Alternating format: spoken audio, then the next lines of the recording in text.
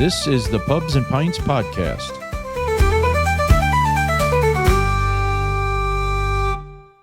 This podcast encourages open conversations where guests freely share their views. Their thoughts and opinions are solely their own and are intended for discussion purposes. Sorry about the confusion with the time change. I didn't realize that you guys put your clocks back already. Yeah, it's always the last Saturday, late Saturday night, early Sunday morning. In October we do that, We move ours back on Sunday, this coming Sunday. This coming Sunday. So for 1 week it's 4 hours instead of 5 then. Right. I never knew that. That's funny. I actually, from my time living out in New York, I was aware of that, but over the years I had just forgotten it, to be honest with you. It's all good. Diadetch, Dermot, did I say that right? Gia Smiragich, I answer you now. You said Gia Gitch, so I said Gia Smiragich. Yeah, I'm trying to learn my Irish. I've been using that app, Duolingo. It's pretty good. Duolingo, yeah. I've been using it for a while. I know lots of people who have that app, yeah.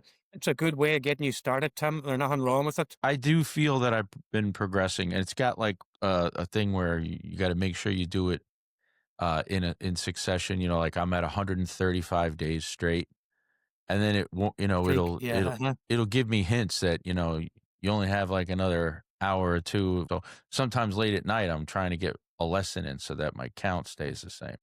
Can you tell me a little bit about your ancestry? Are you originally from Derry or? I am originally from Derry, but my parents weren't. The name McElholm is from the Irish McElholm, the son of Columkill's servant. My dad's people were from Fermanagh, Tyrone. My grandfather, John Francis McElholm, was born in a little place called Knocknagower, which is the anglicisation of Crooknagar, which means the hill of the goat. And it's in County Fermanagh. He was an interesting character, so he was. He at the time of partition, whenever the British partitioned Ireland from the 26 counties into the 6, a lot of people in the 6 counties were interned, and he was one of them. He was rounded up by the British and put onto a prison ship called the HMS Argenta, and he was on that ship for 3 years. And what he did was he taught all the IRA prisoners Irish. He was then taken after 3 years on the SS Argenta, he was taken to Larne Workhouse and spent 2 years there. So he was interned for 5 years by the British after partition, and had to, even when he got out then, he had to report to an RIC barracks, and he wasn't allowed to leave the locality and that, so that's the kind of Ireland he grew up in. He grew into. Partition was one of the worst sins done to the Irish people by the British. Partition in the country was terrible, because even though the English have been meddling in Irish affairs for up to 800 years, for most of that time, at least Ireland was all the one country. It kind of threw everything into disarray with the partition of the country. This is fascinating, though. So that was your grandfather? That was my grandfather, my paternal grandfather, yeah. Now, was he still alive when you were born? Yeah, he was. He died on the 6th of February, 1971, which was just before my 6th birthday. But I do have some memories of him, He lived in a place called Spiller's Place in Omagh. There's actually a Dunn's Stores built there now, and I remember going up to Spiller's Place to the grandparents, and I remember him well. My grandmother outlived him. She died in October 92, so she outlived him by 21 years, but she was around 20 years younger than him too, so she was, as was the way it was back then. The men were always much older. Now, did she tell you stories of your grandfather? He didn't, Tim. She would have been reluctant to kind of talk about that kind of stuff. We learned all that from my father, obviously, and his brothers, our uncles, and then there's a book written about the SS Argenta, and I bought it and done a bit of reading up about him myself, so very, very interesting. And then my mother was from Mullingar in County Westmeath. Donahue was her name, her surname. She was nursing in the north of Ireland. She was training to be, well, she wasn't actually training. She trained in Dublin. She had already trained to be a nurse and was working in the Ards Hospital in County Down, and my father met her at a nurse's dance.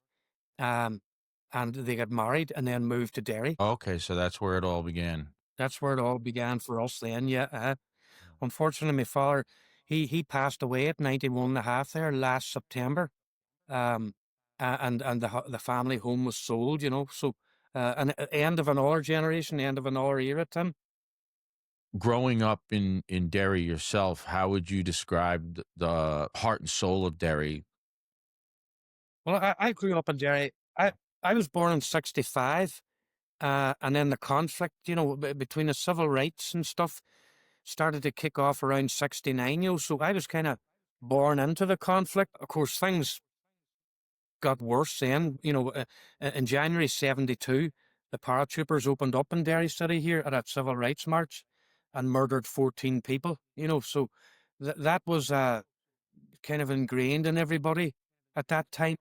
Lots of people think that as a result of that, the IRA's membership quadrupled, and lots of people who wouldn't have got involved otherwise because of the scar and the effect Bloody Sunday had on the people of Derry.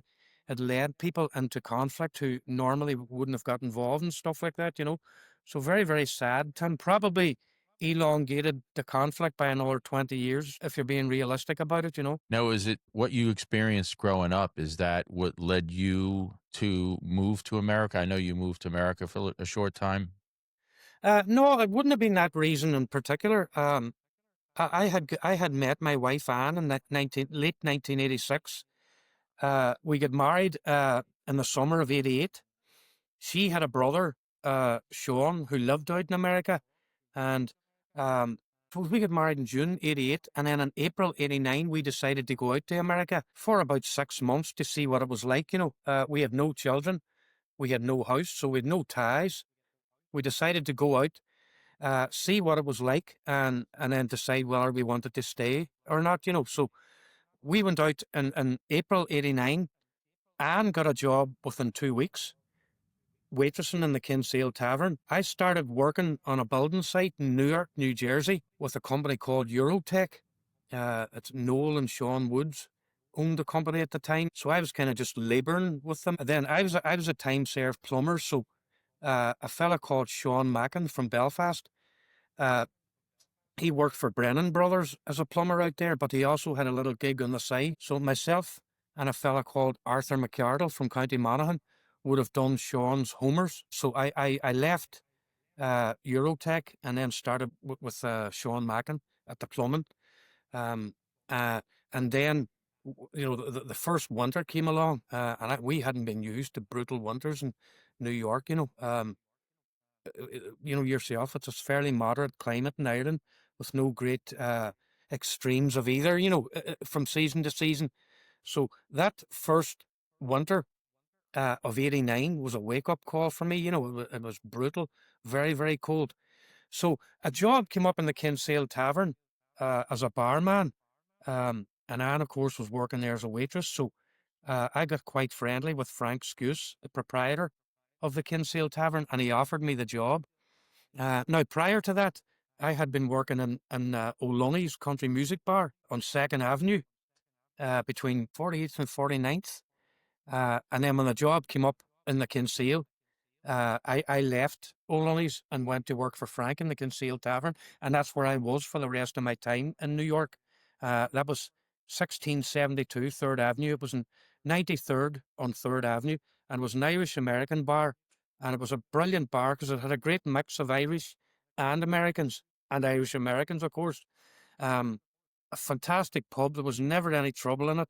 When I first worked in it, late '89, early '90, it would have been a cop bar. There was about 3 or 4 different precincts drunk in there, and became very, very friendly with a few policemen to the point where they would have took me out to Long Island to the shooting range, and I would have got to use different weapons and all, which was great, you know.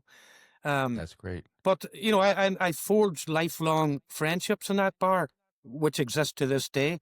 As you know, a mutual friend of ours, Tommy White, who comes over to Ireland once or twice a year, and we go hiking. And even though we're 3,000 miles apart, we're still very, very good friends.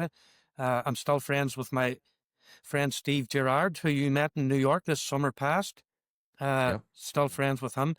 My two dear friends from New Jersey, Tim and Matt. And I'm still in touch with some other people to a lesser degree, But Yeah. I would regard those years in New York as among the best of my life, without a doubt. That's great to hear. And now a mutual friendship here. Since I met you through Tommy White, it was great meeting you, That's and right. we were really excited to get out to see you in Derry a couple weeks ago, and that was a lot. That was a lot of fun. Oh, it was great. It was a fantastic Yeah, time. Hey, we were yeah, it just was saying, great. myself and, That was and great. James, we really didn't know what to expect. Here we were jumping onto a bus with 10 Americans we never met before and didn't know. I had met you briefly for an hour a couple of months before that. But um, look, it worked, as you know yourself now, the rest's history. It worked out brilliant. It was like we always knew you. We just hit it off right away. Yeah, Great bunch of guys.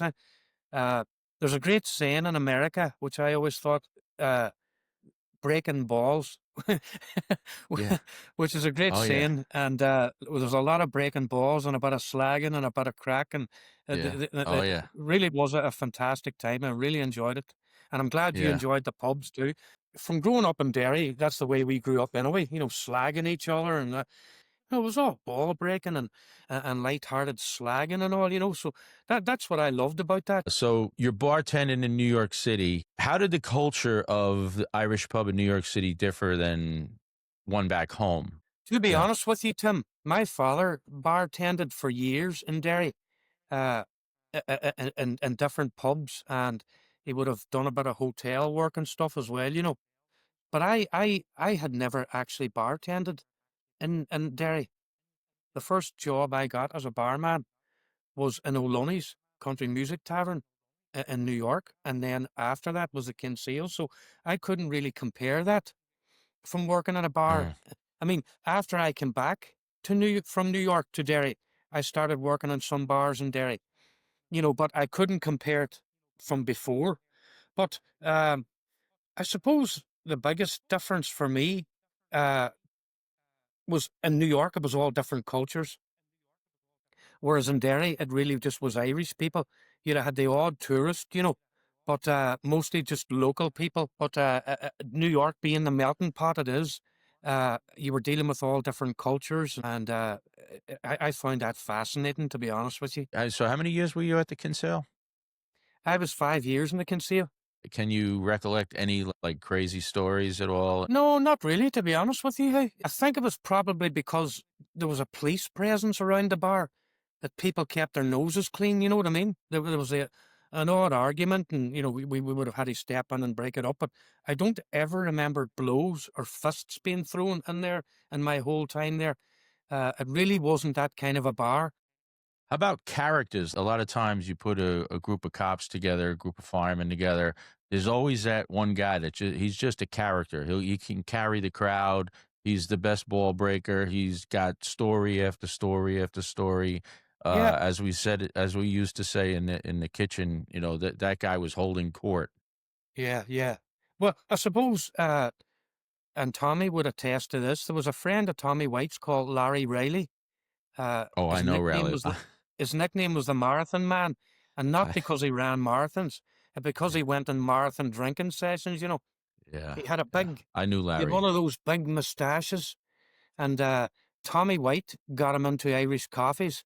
So after drinking all night, he would say, "Dermot, give me one of those Irish coffees," and we made the Irish coffees with a real cream, none of this spray stuff. And the first thing, Larry would take a drink of the Irish coffee and the cream would be stuck all over his moustache. And it was Yeah, just so funny. But he was yeah. he was definitely he was a He was character. quite the character. Larry was a Yeah, great New York character, ball breaking, absolutely. always in good form, never in bad mood, always cracking jokes. Just he Yeah. was a great character. So he was, there's no doubt about it. Quite the character. Unfortunately, half of the stories that I know about Larry, we can't talk about on the podcast. Well, I suppose there's a few that I could have too that we wouldn't be Eh, able to talk about. that's right. That's But right. We'll I do talk about remember a some. cop. I remember a cop called Detective Mike Sheehan, who used to drink in the Kinsale Tavern, and he was quite famous. He had been in some high profile cases out there, like that Gemini killer and stuff. He was a character too. There was a guy called Fabian Bowers. You should Google him. He used to drink Yeah. in there too. He was some sort of code breaker or something. I didn't know it at the time when I was working in the Kinsale. He was quite a modest fella who never really spoke about himself, but somebody told me about him, and I Googled him, and he turned out to be quite the character and very famous. And then there was a fella in there called Jim Fraser, who was a housekeeper to the silent movie star Lillian Gish. He was a character as well. And like, what always fascinated me about New York. People always said that the Irish were big drinkers. We have this reputation of being big drinkers and all. But quite honestly, Tim, I never seen drinking like I seen drinking in New York. When I went to New York and was working that bar, I got my eyes open to. For a start, there was so much more to choose from, and I mean hard liquor. In Ireland, you had Smithwick's, Harp, and Guinness on tap. You had some European beers in bottle, and then you'd had Bushmills, Black Bush, Jameson, Powers, and Paddy, and vodka and gin. When I went to New York, every bar you went into, I couldn't believe how much liquor was behind the bar and so much to choose from. And people, that shot culture was in New York. I mean, it's over here now, but it wasn't when I left in '89.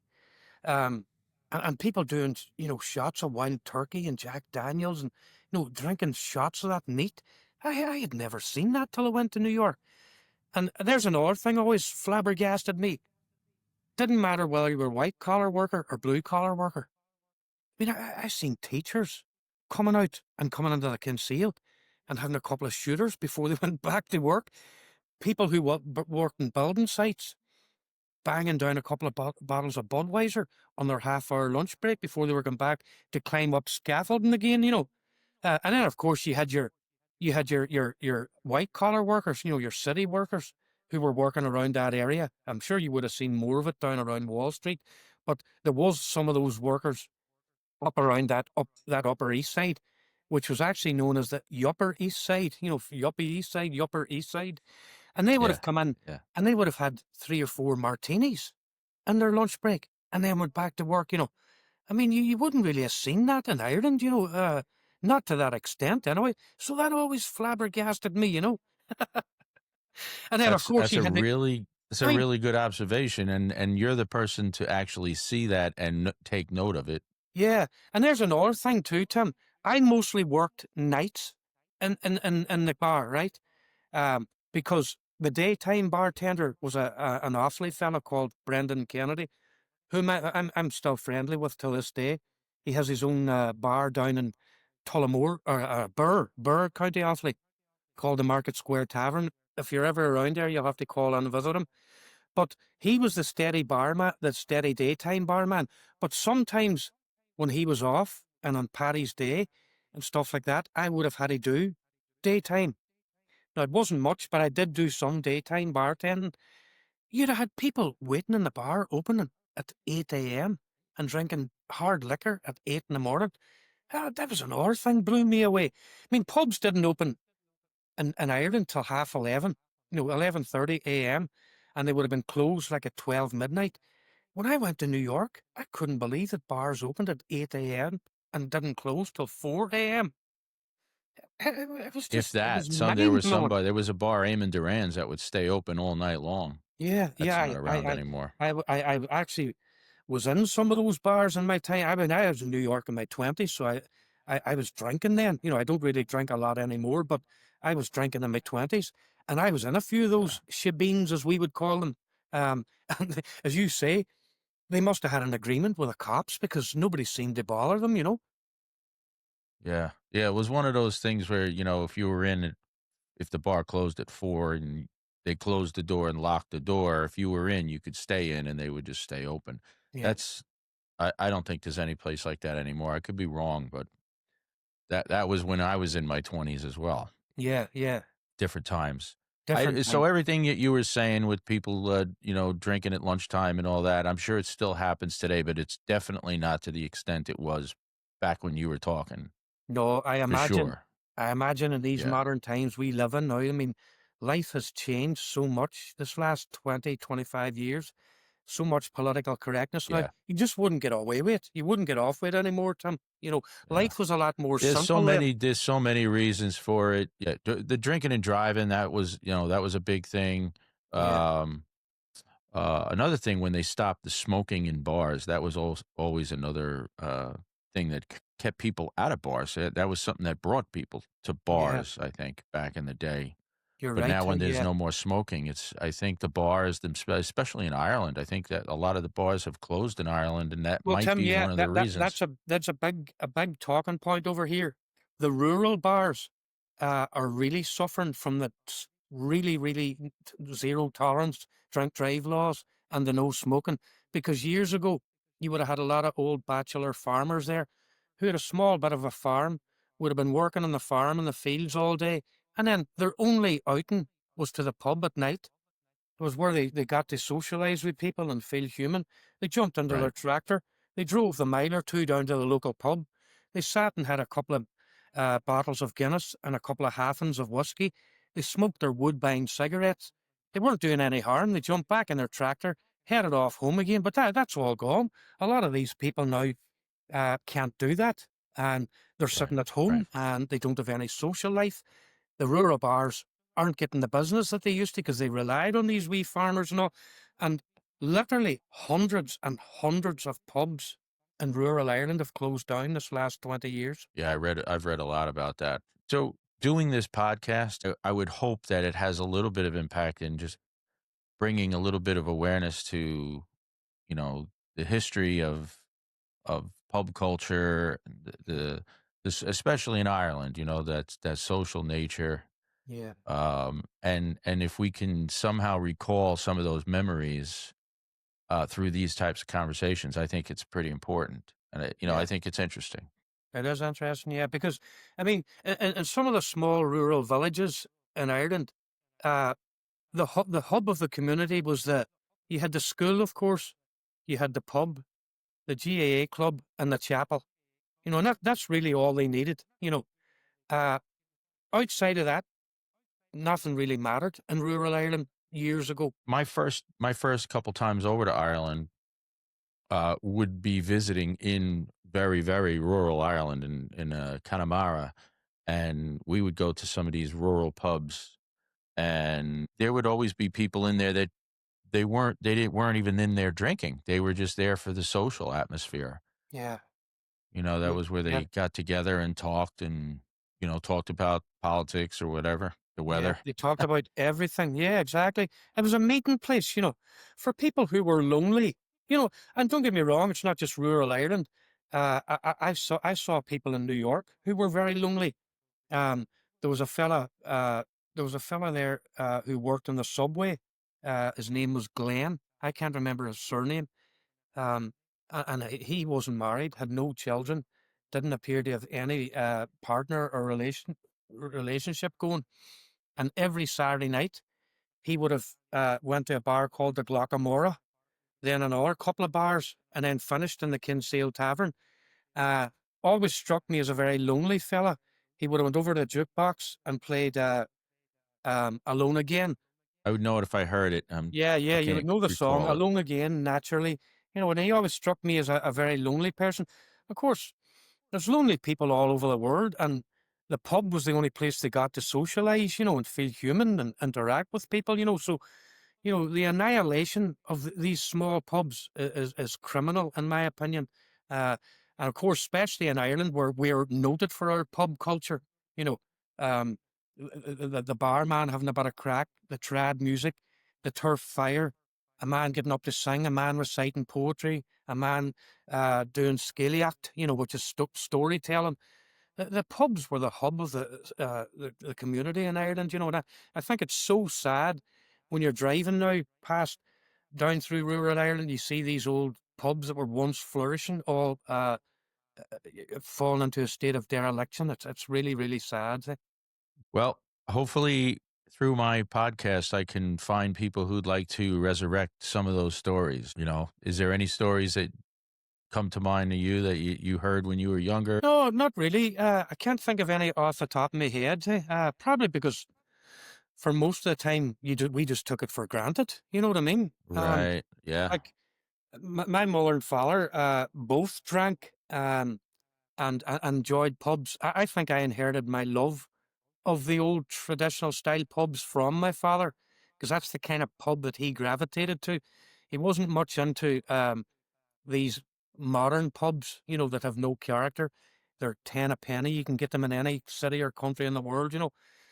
So Yeah. when we're out hiking, um, we always will gravitate to a pub. We'll plan the hike with the pub in the back of our minds at the finish of it. You know what I mean?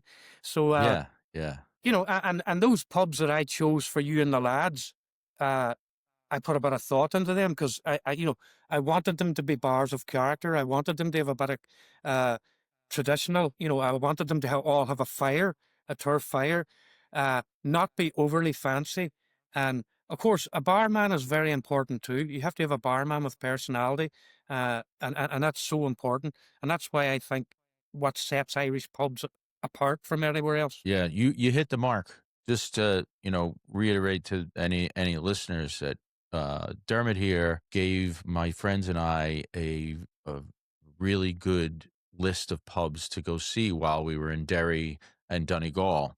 And every pub we went to had that character. It really was, and that's exactly what I'm looking for every time we go over. We do that pub crawl every year, and we always want to see those exact pubs that you picked out, that exact character, the turf fire, maybe singing a little song in the corner. That is the best. It really is. And Definitely. there for us, it's like Christmas comes twice a year. It comes at Yeah. Christmas time, and it also comes when we get together and we go over to Ireland Is it together always and do October this you do it, short Tim? pub crawl. What's that? Is it always the month of October you do it? It's always there was a few times, there was 2 or 3 times that we did it in September, late, like mid or late September. Mhm. Personally, I actually like it in October where it's a little bit cooler. The weather might not be as good, but I like it when it's a little colder outside. Then people are actually burning the turf in the little fireplaces in those pubs and stuff. It's Yeah. just you know, to be honest, we've been doing this is 10 years now, and knock on wood, we have not had any bad weather all those years. Every time we're only there for 3 nights, you know Yeah. that. Yeah. It's a 3-day trip. It's a very quick hit, but there's 10 of us. I can only recall one day, and it was early, like probably 2016 or 2017 when we first started doing this, that we had one night of real pouring rain. But every other time, like this particular trip, it was cloudy, but I don't think we saw rain once.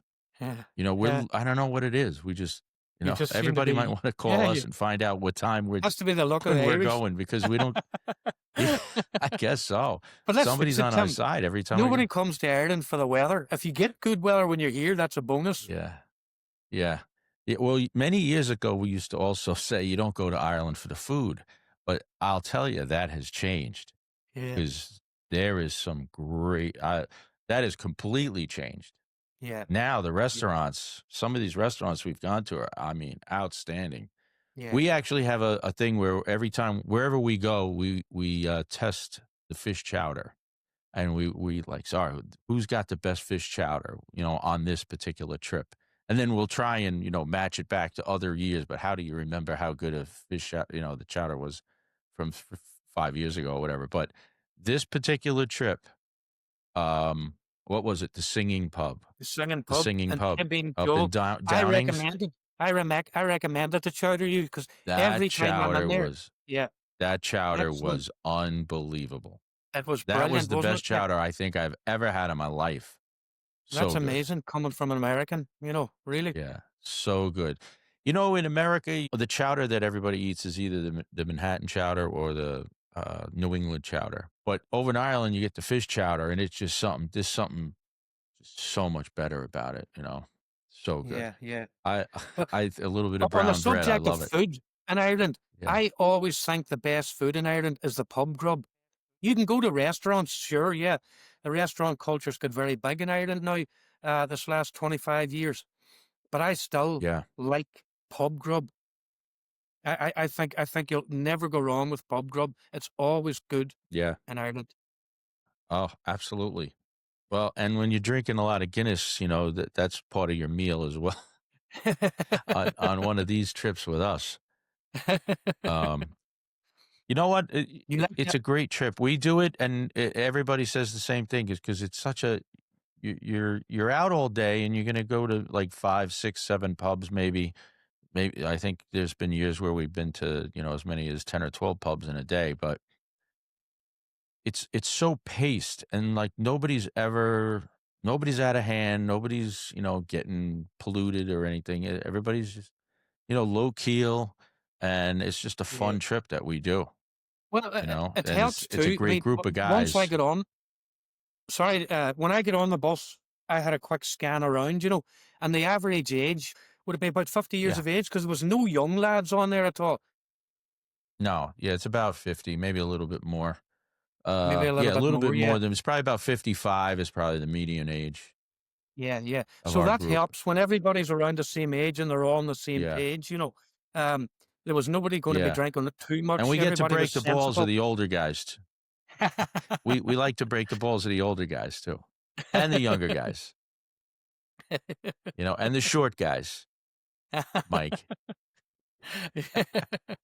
It's so funny Well, when Dez, the guy that drives our bus, when he's breaking Mike's balls. yeah. It's Well, so funny. I mean, aside from the part that he was driving, I mean, he fitted right in. He was like one of the Oh, lads. You he's know what I one. mean? We use him All of every us missing year. was them not drinking. Yeah, he's with us every year. He's that was our third year using him. I can see We why. we went to a bus. It when we first started doing it, it was like 5 or 6 of us, and we would rent our own van. But the problem with that is now somebody can't drink. So Yeah, then when we got to like 10 guys, we go over it one year, and it was at 10, which is like our max. We can't even take more than 10 guys. It's too much. yeah, So we decided it's not that much more money to just hire a van with a driver, yeah, per yeah. guy. You split it up 10 ways.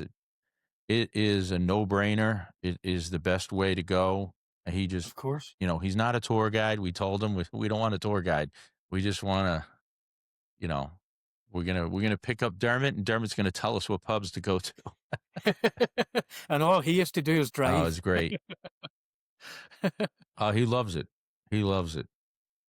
It's really good. So tell me more about how you got into hiking, and some of the your favorite peaks and things that you Well, see on hikes. I see you post on Facebook, and there's always like something that you're hiking to, or yeah, yeah. Well, we have a WhatsApp group. There's about 12 of us on the WhatsApp group.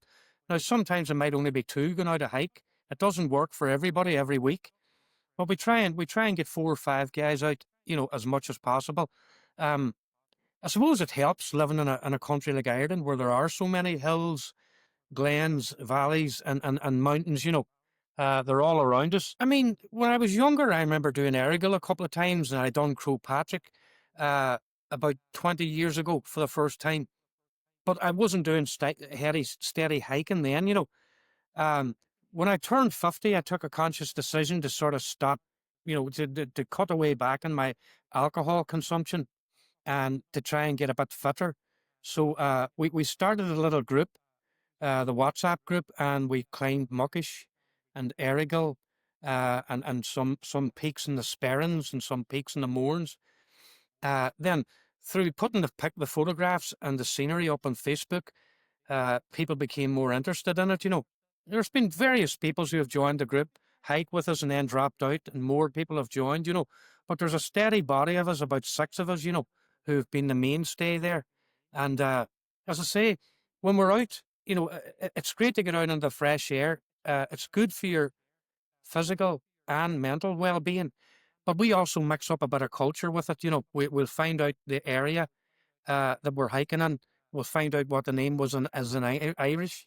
What its original name in Irish was, why it was called that, what the translation is. And we look into a bit of folklore about the area and that. So we'll always try and mix up a bit of culture and heritage with it as well, which is very interesting. You took us to that, um, that was the first Green thing of you did when Iliac. we picked Yeah. you. Yeah, that was very interesting. Now, people say that it's like 900 years old, but I think you and James were saying that it could be as much as 2,000 years old. The fort was originally built, I think, around 1700 BC. Um, it was destroyed in 1101 and then rebuilt again. It's been rebuilt several times. But the crux of the fort has been there for a long, long time. Um, but it's a great place to go. When you go up there, you feel like you're getting in touch with your ancient ancestors, and there's a little well there, which would have been there back then as well. But as I was explaining to you at the time, with the onset of Christianity around 500 AD in Ireland, uh, a lot of those wells were Christianized, given the name of an Irish saint. And but they're very, very interesting. Yeah, very interesting. Yeah, I saw recently you posted something that you hiked to. There was a stone, like a big stone sitting on top of other stones that were like balanced. What was y- that? yeah. They're ancient burial chambers, so they are. They're called dolmens, and they're all over Ireland. So they are. There's hundreds and hundreds of them all over the island of Ireland. We're lucky to be surrounded by so much ancient history in Ireland. You really don't have to go too far to find something that dates back way back to our ancestors. And I think it's important that people should stay in touch with ancient history, something that's real. So, you mentioned before sometimes you kind of pick out a pub that you want to go to after a hike. Yeah. Do you have like a favorite pub or one that's got the best pint of Guinness? Well, do you know what? I'm being honest with you, Tim. There's none of them ever have bad Guinness. I couldn't honestly That's put a my good hand up. thing. It's true. Yeah, yeah. You saw Yeah, that's that a good yourself. thing. And every one of Yeah. those pubs we took you to, Yeah. you actually said the Guinness was getting better as you went along. Uh, And the older the taps and the more they're being used. There was a bar in Manhattan. I don't remember the name of it, but there was, I think it might have been in Queens. I don't know if it was in Queens or in Manhattan. I forget. But they tore the whole bar down and they were redoing the bar. The only thing that they kept were the taps of the Guinness. uh, Like they took the bar down and built a whole new bar, but they kept the Guinness taps the same. When we go to these catering halls, there might be a bar that has like a catering room, and they'll be pouring Guinness in the catering room. I always would go to the main bar to get my pint of Guinness, even if they're pouring it in the other room, because yeah, that other room, how often is that being poured, you know? yeah, yeah, exactly. No, that's wise. Yeah. So going back to the pub after Right. your post hike pubs, is Yeah. there a favorite pub that you like? Well, one that always sticks out in my mind, I've climbed Patrick 4 times, and at the bottom of Patrick, there's a very famous pub called Campbell's. Campbell's, It's I've been called there. Campbell's of the Reek, and I think the Yeah. best pint you'll ever drink, because Patrick's quite a tough climb. It's not an easy climb. So when you come back down to the bottom, you're really gasping for a pint. And when you go in there and they've got the wee fire lit and you have a pint of Guinness, to me, it's the best Guinness you'll ever drink. You know, and Yeah, see, yeah. same when we climb Errigal too. On the way back, there's a little pub called the Glenveigh Inn, and it's got a beautiful pint as well. Muckish Mountain, there's a bar called Rosie's in Creaslock, which has a beautiful pint. If we're down doing the Uris Hills on the way back, we stop in a pub called the 19th Hole, and it does a great pint as well. So we have all these pubs that we know are near certain areas where we're hiking, and they're strategically planned. Yeah. Yeah, that Campbell's is one of my favorite pubs I've ever been in Ireland. Yeah, I it love really that is. pub. I love that pub. Hey, yeah, it's a Yeah, and when you fantastic pub. say a little wee fire, you really mean a little wee fire because it's a It little is. tiny fire. Yeah, yeah. And I think there's been a lot of cops and firemen, and because we walked in there, there was patches And from all over the place. they've got all their cards nailed to the beams and above. Yeah, there's loads of Yeah, American memorabilia in there. You're right. Yeah. great place, great place. Very, very tough parking. I remember the parking lot. We backed we had a van at the time, but we backed it in, and I think the bumper was this close to the building, and the front bumper was that close to being on the road. It was very tight. Yes. Yeah. So, Dermot, is there a legend or piece of folklore connected to one of the peaks or landscapes you've hiked that you find particularly fascinating? Yeah. Well, I suppose quite near Errigal, there is a an area known as the Poison Glen, and there's a great story in Irish mythology as to how it got its name, and it dates back to uh, a character in Irish mythology called, he was a Fomorian giant, and he was called Balor, Balor. He was called Balor of the Evil Eye, and he was a giant who had one eye in the middle of his forehead, and there was only one person who could kill him, and that was his grandson Lou. And the story goes he had been wreaking havoc all over Ireland, murdering people and killing people, and uh, he met his end at the Poison Glen, and Lou is said to have stuck a spear into his eye, and the poison came out of his eye, flowed down, and formed the Poison Glen. And and that area, that lake is called Dunluhy, which is the fort of Lou. It's named after Lou. So Okay. that area is sort of steeped in Irish mythology, and it's very interesting as well. So whenever you're climbing Errigal, you always look down and you think of Balor, and there's loads of little stories like that all over Ireland, and that's one of the sad things about modern times. A lot of the place names have become anglicised, and people don't research what it was before it was anglicised. What was it called in Irish? Why was it called that? What did it mean? A lot of those stories and place names are dying off with the old people and going to the grave with them, and a lot of them are being lost. Which is very sad. Again, this podcast, these are the things I want recorded because Yeah, we're posting this online and this is recorded and then it's not lost. yeah, But there's so many things that will get lost yeah, if something like this isn't being done. I'm yes, only just getting started here. Is this a story that if it's not told and put on here could potentially be lost for good? yeah, exactly. And Yeah. there's a lot of that, and it is sad. It is sad. I actually do a little place names presentation. I have it put together on a memory pen, and I have got paid for it. I've done it voluntary, and I do get paid for it as well. But I love doing it, and I go along to like old people's homes, community centres, and community hubs, and that. And as long as I have an overhead projector and a laptop, I can do the presentation, and it's always quite popular. Everybody, because I'm trying to teach people that all the place names in Ireland were in Irish at one time, and they all meant something. In the PowerPoint, I have lots of photographs of landscape, and I'll tell people what it was called in Irish. There's a mountain quite close by to us called Sawel, Sawel. That's what it was anglicised to. Um, it's the highest peak in Derry, and it's also the highest peak in Tyrone. It's where they meet.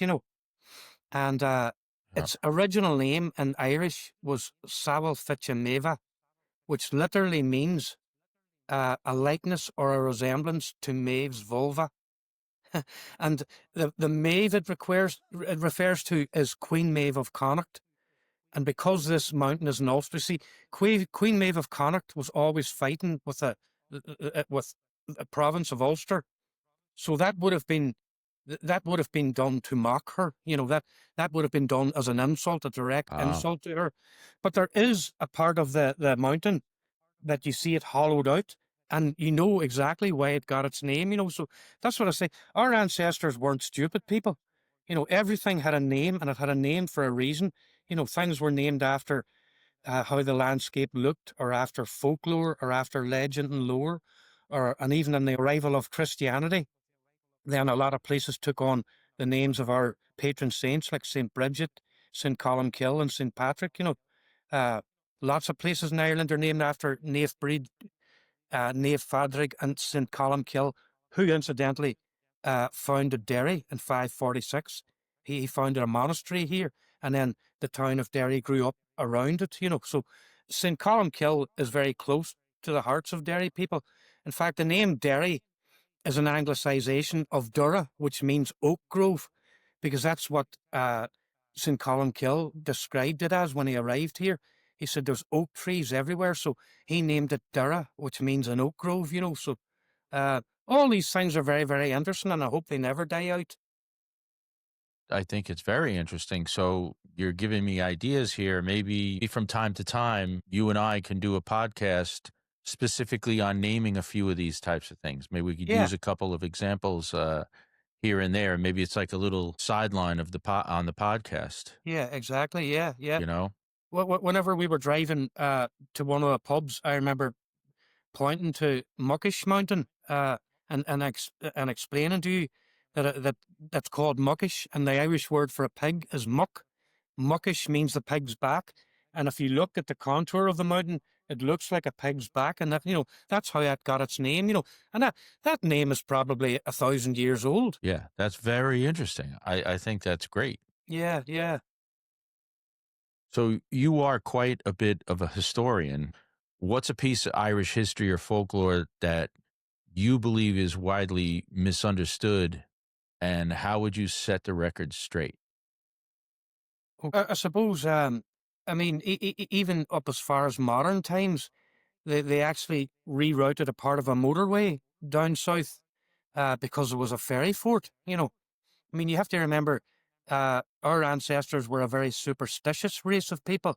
They would never cut down a hawthorn tree because that was a sacred tree, and it was always associated with the little folk. You know, the fairies, uh, and people might sort of laugh at that. You know, today modern people who have to accredit everything to science now, and have lost some of that romanticism. Um, but believe it or not, there's still people who wouldn't tempt fate by cutting down a fairy fort. You know, they might laugh at it, but they still wouldn't tempt fate and cut it down, you know. So lots of little interesting things like that that still transcend time, you know. Of course, still lots of folklore about the banshee who would warn people of impending death and that, you know. Um, Lots of that stuff there is great. I mean, I think I read about the one you were talking about, the fort that was it was knocked down where they built a highway, right? And there's a lot of accidents there, and people blame that yeah, on well, yes, well, the destroying of superstition. the. You know, people would, but the one I was referring to, there's a man called Eddie Hobbs, and he campaigned, and they actually didn't. They routed the motorway around the ferry fort, which was amazing in this day and age, and that was as recently as the 90s. Like, you know, Oh wow. yeah, Oh, wow. Yeah, because so I'm talking about a total different one because yeah, they did get rid of it. And you actually, when you look at the aerial view, you can still see the circles like off to the side of the road. yeah. But it's not, the fort's not there anymore. Yeah, I suppose, you know, it's important that Irish culture isn't wiped out in this modern world, you know, completely. You know, lots of people pour scorn on those kind of stories. As I say, there's lots of modern people who just don't believe in that stuff. But, you know, you have to have a bit of imagination and romanticism in your life too. You know what I mean? It can't be Sure, everything absolutely. can't be all down to science. Yep. I think we're wrapping up soon. Why don't we do this? What's one final piece of advice or insight about history, life, or simply having a good conversation that you've learned from your time in New York, in Derry, anywhere on the top of a mountain? Yeah. Well, I suppose people who know me and know me well are probably sick listening to me saying that, life's short and live it to the full, and try and live within the moment. Don't don't get too bogged down in the past and don't worry too much about the future, because most of the things we worry about never come to pass anyway.